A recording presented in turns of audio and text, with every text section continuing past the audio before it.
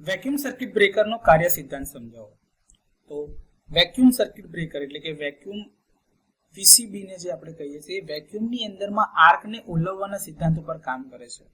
હવે જ્યારે આમાં વેક્યુમની અંદર તમારા કોન્ટેક્ટ એકબીજાથી અલગ થાય છે, લગભગ 10⁻7 થી 10⁻5 ટોર જેટલા દબાણે, ત્યારે હાઈ ફિલ્ડ એમિશનના કારણે મેટલ કોન્ટેક્ટની આસપાસ જે તમારી વરાળ ઉત્પન્ન થાય છે અને એના આયનીકરણના કારણે આર્ક ઉત્પન્ન થાય છે. કારણ કે જેવા કોન્ટેક્ટ સેપરેટ થાય એટલે આજુબાજુની હવાનું આયનીકરણ થવું ફરજિયાત છે. હવે આમાં હવા હોતી નથી. વેક્યુમનો મતલબ જ છે કે હવા વગરનું માધ્યમ.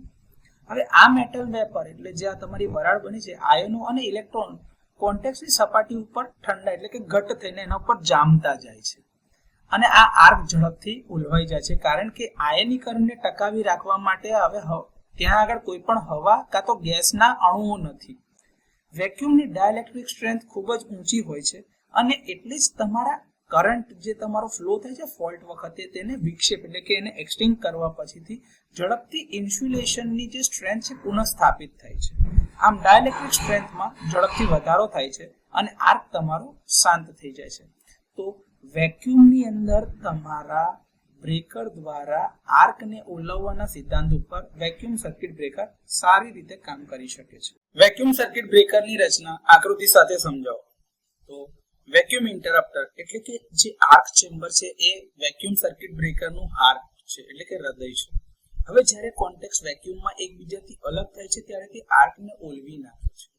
તે વખતનું દબાણ લગભગ 10⁻5 થી 10⁻7 ની વચ્ચે એટલે ટોર જેટલું ઊંચું દબાણ હોય છે એટલે કે નીચું એમ એક રીતે કહેવા જઈએ તો.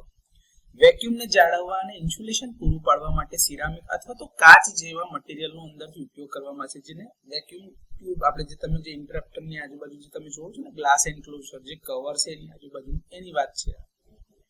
ફિક્સ કોન્ટેક્ટ અને મૂવિંગ કોન્ટેક્ટ અને આર્ક શિલ્ડ જે એની આજુબાજુ આર્ક ચેમ્બરમાં લાગેલા હોય છે એ વેક્યુમ ચેમ્બરમાં રાખવામાં આવે છે.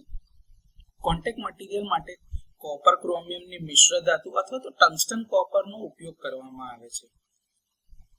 વેક્યુમ સીલને અકબંધ રાખે એટલે કે એવું ને એવું ઇન્ટેક્ટ રહે એના માટે મૂવિંગ કોન્ટેક્ટને મૂવમેન્ટ કરવા માટે સ્ટેનલેસ સ્ટીલના બેલો બનાવેલા છે. જો તમે એ જોતા હોય તો દેખાય છે સ્ટેનલેસ સ્ટીલના બેલો, એના લીધે મૂવિંગ કોન્ટેક્ટ જે છે એ છૂટો પડે છે, જો એ ઉપર તરફ જાય, જેથી કરીને તમારો આખી એસેમ્બલી છે એ એવી ને એવી રહે. એની વચ્ચે જે આ સીલ મૂકેલું છે ને, આ જે સીલ તમને દેખાય છે અહીંયા આગળ ત્યાં ઇન્ટરપ્ટરની જોડે આ શટર શિલ્ડની જોડે લાગેલું છે સીલ તમારા બે બાજુની સાઈડ પર, એવું ને એવું ઇન્ટેક્ટ રહી શકે એના માટે અહીંયા આગળ જો તમે જોતા તો આ બેલોઝના લીધે ફૂલીના કોન્ટેક્ટ તમારો ઉપર તરફ ખુલે છે એવી રીતે હોય છે. એટલે કે moving contact stainless steel bellow દ્વારા કંટ્રોલ મેથડ દ્વારા અથવા તો કંટ્રોલ મેથડ એટલે નિયંત્રણ પદ્ધતિ સાથે જોડાયેલ હોય છે, એટલે કે ઓપરેટિંગ મિકેનિઝમની વાત છે. આ ઓપરેટિંગ મિકેનિઝમ કોન્ટેક્ટને ખોલવા અને બંધ કરવા માટે જરૂરી મિકેનિકલ એનર્જી પૂરી પાડે છે. તે મેન્યુઅલી, ઇલેક્ટ્રિકલી અથવા તો સ્પ્રિંગ મિકેનિઝમ દ્વારા ઓપરેટેડ હોય છે અને ઝડપી કોન્ટેક્ટ ડિસેંગેજમેન્ટ એટલે કે મૂવિંગ કોન્ટેક્ટ અને ફિક્સ કોન્ટેક્ટ એકબીજાથી ઝડપથી છૂટા પડી શકે એની ખાતરી આપે છે. ઇન્સ્યુલેટિંગ હાઉસિંગ એટલે કે જે એન્ક્લોઝર છે એ એપોક્સી રેઝિન અથવા તો પોર્સેલિનથી બનેલું હોય છે. તે ફેઝ અને અર્થ વચ્ચે અને સાથે સાથે બાહ્ય ઇન્સ્યુલેશનની જરૂરિયાત પૂરી પાડે છે, સાથે સાથે સપોર્ટ પૂરા પાડે છે.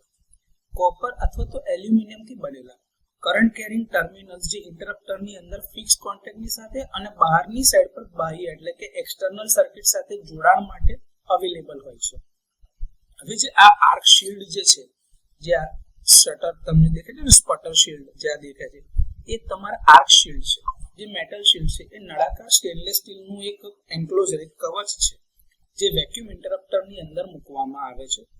એ મેટલની વેપર એટલે જે ધાતુની વરાળ જે છે એને ઇન્સ્યુલેટિંગ કવચની અંદરની સપાટી પર જમા થતા અટકાવે છે, જેના લીધે શું થશે કે ભાઈ અંદર એ જામ નહીં થાય. એ વરાળ જે તમારી વેપર બને છે ને મેટલ વેપર, એ મતલબ કે શિલ્ડ બાહ્ય ભાગની અંદર સપાટી પર આ વરાળના ઘનીકરણ એટલે કે જે જમા થતું હોય ને ઘટ્ટ થઈને એ થતું અટકાવે છે, જેથી ડાયલેક્ટ્રિક સ્ટ્રેન્થમાં કોઈ ઘટાડો થતો નથી.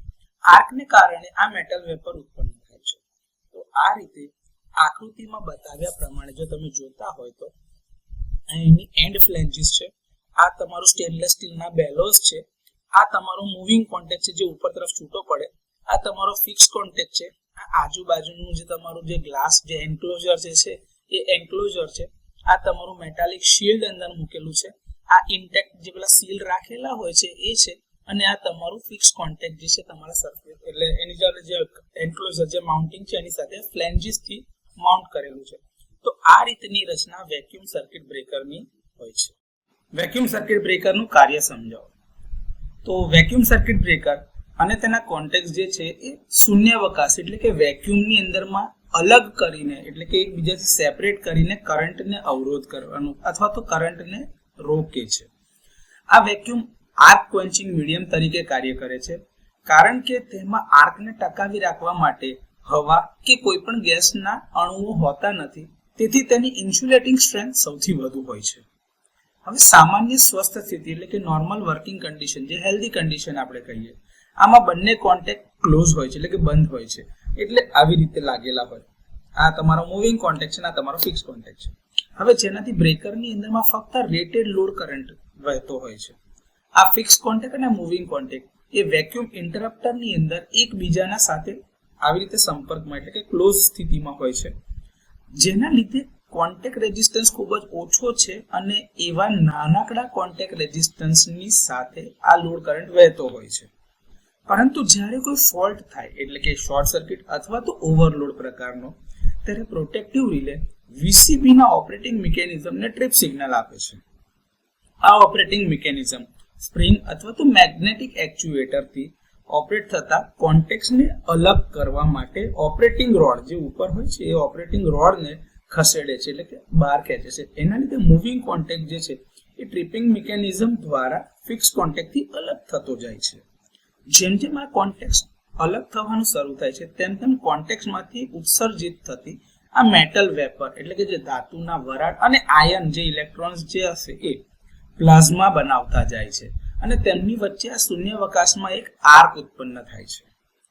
આર્ક કરંટ આ પ્લાઝમા કોલમમાંથી વહેતો રહે છે, કારણ કે બેની વચ્ચે સ્પેસ છે એટલે કે જે ગેપ રહી એ ગેપની અંદર જે આ આર્ક ફ્લો થવાનું ચાલુ રાખે છે એના લીધે જ પ્લાઝમા બને છે. આ કોન્ટેક્ટ મટીરિયલ સામાન્ય રીતે કોપર ક્રોમિયમ મિશ્ર ધાતુના એટલે એવી રીતે વાપરવામાં આવે અથવા તો બનાવવામાં આવે જેથી ઓછા મેટલ વેપર ઉત્પન્ન થાય અને આર્ક જે તમારો છે કેન્દ્રિત અને થોડાક જ સમય પૂરતો મર્યાદિત રહેતો હોય. એટલે જ જ્યારે કરંટ તમારા નેચરલ ઝીરો એટલે કે એસી સિસ્ટમની અંદરમાં જે તમારા શૂન્યમાંથી પસાર થઈને એની સાયકલ બદલાતી હોય તે સમય દરમિયાનમાં જ્યારે પસાર થતો હશે ત્યારે ચાર્જ થયેલા કણોની સંખ્યામાં અચાનક ઘટાડો થયો સાથે સાથે વેક્યુમની અંદરમાં આયનીકરણ કરવા માટે આજુબાજુ કોઈ પણ હવાના કાં તો કોઈ પણ ગેસના અણુઓ નથી, જેના કારણે આર્ક ફરીથી સ્ટ્રાઇક કરી શકતો નથી. મેટલ વેપર જે છે આર્ક શિલ્ડ અને કોન્ટેક્ટ્સ ઉપર ઝડપથી જમા થતું જાય છે, જે વેક્યુમની ડાયલેક્ટ્રિક સ્ટ્રેન્થ એટલે કે માઇક્રોસેકન્ડમાં હજારો વોલ્ટ સુધી પુનઃસ્થાપિત કરી આપે છે.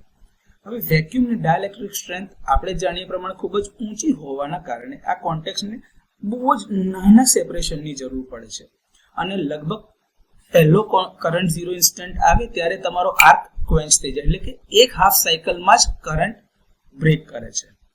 આર્ક લુપ્ત થયા પછી એટલે કે તમારું જે આર્ક છે એક્સટિંગ્યુશ એટલે કે ઓલવાઈ ગયા પછીથી કોન્ટેક્ટ વચ્ચેની શૂન્યાવકાશ એટલે જે તમારી આ વેક્યુમ ગેપ રહી છે તે તરત જ એની સંપૂર્ણ ડાયલેક્ટ્રિક સ્ટ્રેન્થ પાછી મેળવે છે. હવે જો કોન્ટેક્ટ પર વોલ્ટેજ ઝડપથી બિલ્ડઅપ થાય એટલે કે rate of rise of restriking voltage જે છે તમારા રિકવરી વોલ્ટેજ બી જો વધતા જાય તો પણ ફરીથી આ ઇગ્નિશન થઈ શકતું નથી અને ફોલ્ટનો કરંટ સક્સેસફુલ એટલે કે સફળતાપૂર્વક પૂરેપૂરો ક્વેન્ચ તેને વિક્ષેપિત થાય છે. તો આ રીતે વેક્યુમ સર્કિટ બ્રેકર કાર્ય કરે. વેક્યુમ સર્કિટ બ્રેકરના 4 ફાયદાઓ લખો. જો આ સવાલ પરીક્ષામાં પૂછવામાં આવે તો વેક્યુમ સર્કિટ બ્રેકરના ફાયદાઓ નીચે મુજબ છે. એક તો સૌથી પહેલા કે આગ લાગવાની સંભાવના સૌથી ઓછી છે, કેમ કે વેક્યુમ સર્કિટ બ્રેકર એટલે કે શૂન્યાવકાશ કે અંદર કે જ્યાં આગળ હવા અવેલેબલ જ નથી. જો હવા ના હોય તો આગ લાગવાની સંભાવના રહેતી નથી. બીજું કે ઓપરેશન દરમિયાન કોઈ પણ પ્રકારના ગેસ ઉત્પન્ન થતા નથી એટલે કે વાયુઓ ઉત્પન્ન થતા નથી. બ્રેકરની રચના ખૂબ જ સરળ અને રિલાયબલ એટલે કે ભરોસાપાત્ર છે અને કન્સ્ટ્રક્શન એટલે કે એની જે રચના છે એટલી રોબસ્ટ છે કે જેના લીધે એનું આયુષ્ય લાંબુ છે અને એમાં વારંવાર મેન્ટેનન્સ કરવું પડતું નથી એટલે કે એનું મેન્ટેનન્સ પણ ઓછું છે. પ્લસ જ્યારે આનો ઓપરેશન થતું હોય છે તો કોન્ટેક્ટનું મેકિંગ અને બ્રેકિંગ એકદમ શાંત છે, એટલે કે અવાજ કરતું નથી. અને આની જડતા બહુ ઓછી હોવાના કારણે એને ચલાવવા અથવા તો ઓપન કરવા માટે ખૂબ જ ઓછા પાવરની જરૂર પડે છે. આર્ક જે પ્રોડ્યુસ થાય છે એમાં શૂન્યાવકાશના લીધે આગ લાગી શકતી નથી, એટલે બહુ ઉર્જા હોતી નથી. આ પ્રકારના બ્રેકર લાઇટનિંગ સર્જ એટલે કે આકાશી વીજળી જે આવતી હોય એનો પણ સામનો કરી શકે એમ છે, એટલે કે ઊંચા વોલ્ટેજ લેવલ પર વાપરી શકાય તેમ છે. તેના ફોલ્ટ કરંટ જ્યારે એની ફાઇનલ વેલ્યુ પર પહોંચે એ પહેલાં જ એના મૂવિંગ કોન્ટેક્ટ ઓપન થઈ જાય છે અને એ મૂવિંગ કોન્ટેક્ટ જ્યારે એની ફાઇનલ પોઝિશન પર પહોંચે એ પહેલાં જ ફોલ્ટ ક્લિયર કરી નાખે છે, એટલે કે આનો ફોલ્ટ ક્લિયરિંગ ટાઈમ ખૂબ જ ઓછો છે. વેક્યુમ સર્કિટ બ્રેકરના ગેરફાયદા જણાવો. તો 33 કિલોવોલ્ટથી વધુ વોલ્ટેજ માટે SF6 અથવા તો એર બ્લાસ્ટ બ્રેકર્સની તુલનામાં મલ્ટિપલ વેક્યુમ ઇન્ટરપ્ટર્સ પર ફેઝ અને ઇન્સ્યુલેશનનો ખર્ચ ખૂબ વધારે થઈ જાય છે. વીસીબીની શોર્ટ સર્કિટ કરંટને અટકાવવાની ક્ષમતા મર્યાદિત છે, આથી તે ખૂબ ઊંચા વોલ્ટેજ લેવલ માટે યોગ્ય નથી. જો વેક્યુમ સીલ તમારું લીક થાય છે અથવા તો વેક્યુમની સ્ટ્રેન્થ બગડે છે તો સમગ્ર ઇન્ટરપ્ટર યુનિટ બદલવું આવશ્યક છે, કારણ કે તેને રિપેર અથવા તો રિફિલ કરી શકાતું નથી. વેક્યુમ સીલ લાગેલું હોય છે આજુબાજુ, એની નિષ્ફળતાના કારણે વેક્યુમનું લોસ થવાના કારણે ઇન્સ્યુલેટિંગ સ્ટ્રેન્થમાં ઘટાડો થાય છે, જેના કારણે આ બ્રેકરને ઓપરેટ કરવું અસુરક્ષિત રહે છે, જેને વેક્યુમ મોનિટરિંગ અથવા તો સમયાંતરે ટેસ્ટિંગની જરૂરિયાત ઊભી થાય છે. નાના ઇન્ડક્ટિવ અથવા તો કેપેસિટિવ કરંટને જ્યારે ઇન્ટરપ્ટ કરતા હોઈએ છે તે વખતે વીસીબી ઝડપી કરંટ ઓલવવા માટે ઉચ્ચ ડાયલેક્ટ્રિક રિકવરી રેટના કારણે હાઈ વોલ્ટેજ ટ્રાન્ઝિયન્ટ ઉત્પન્ન કરી શકે છે. જો કે મેન્ટેનન્સ ભલે ઓછું હોય છતાં વીસીબીનો શરૂઆતનો જે ઉત્પાદન ખર્ચ એટલે જે પ્રોડક્શનનો જે કોસ્ટ છે એ સમાન રેટિંગ વાળા ઓઇલ અથવા તો એર સર્કિટ બ્રેકર કરતા ઘણો વધારે છે. વેક્યુમ ઇન્ટરપ્ટર્સ ખૂબ જ નાજુક હોય છે, કારણ કે ગ્લાસ અથવા તો સિરામિક મટીરિયલના છે અને સિરામિક એન્વેલોપને મિકેનિકલ નુકસાન અટકાવવા માટે એને કાળજીપૂર્વક હેન્ડલ કરવું આવશ્યક છે. તો આ વેક્યુમ સર્કિટ બ્રેકર્સના થોડા ગેરફાયદાઓ. વેક્યુમ સર્કિટ બ્રેકરની એપ્લિકેશન જણાવો. તો ડિસ્ટ્રીબ્યુશન નેટવર્ક માટે મીડિયમ વોલ્ટેજ સ્વિચ ગિયરમાં સૌથી વધુ ઉપયોગમાં લેવાતા આ બ્રેકર છે, જે 3.3 કિલોવોલ્ટથી 33 કિલોવોલ્ટની સિસ્ટમ માટે આદર્શ છે. તે ઇન્ડોર અને આઉટડોર બંને પ્રકારના સબસ્ટેશનમાં ઇન્સ્ટોલેશન માટે યોગ્ય છે. ઔદ્યોગિક પ્લાન્ટ, સ્ટીલ મિલ, સિમેન્ટ ફેક્ટરીઓ અને કેમિકલ ઇન્ડસ્ટ્રીઝ એટલે કે રાસાયણ ઉદ્યોગોની અંદરમાં મોટર્સ, ટ્રાન્સફોર્મર્સ અને ફીડર્સના પ્રોટેક્શન માટે એમને ખામીઓ એટલે કે ફોલ્ટ સામે રક્ષણ આપવા માટે આ પ્રકારના બ્રેકર ઇન્સ્ટોલ કરેલા છે. ગ્રામીણ અને શહેરી ડિસ્ટ્રીબ્યુશન સબસ્ટેશન એટલે કે રૂરલ અને અર્બન ડિસ્ટ્રીબ્યુશન સબસ્ટેશનમાં ફીડર પ્રોટેક્શન અને સેક્શનલાઇઝિંગ માટે 33/11 કિલોવોલ્ટ અને 11/433 કિલોવોલ્ટ વોલ્ટેજની જે આપણે વાત કરીએ છીએ 11 kV/433 કિલોવોલ્ટ એવા સબસ્ટેશનોમાં પણ આ પ્રકારના બ્રેકર ઇન્સ્ટોલ કરેલા છે.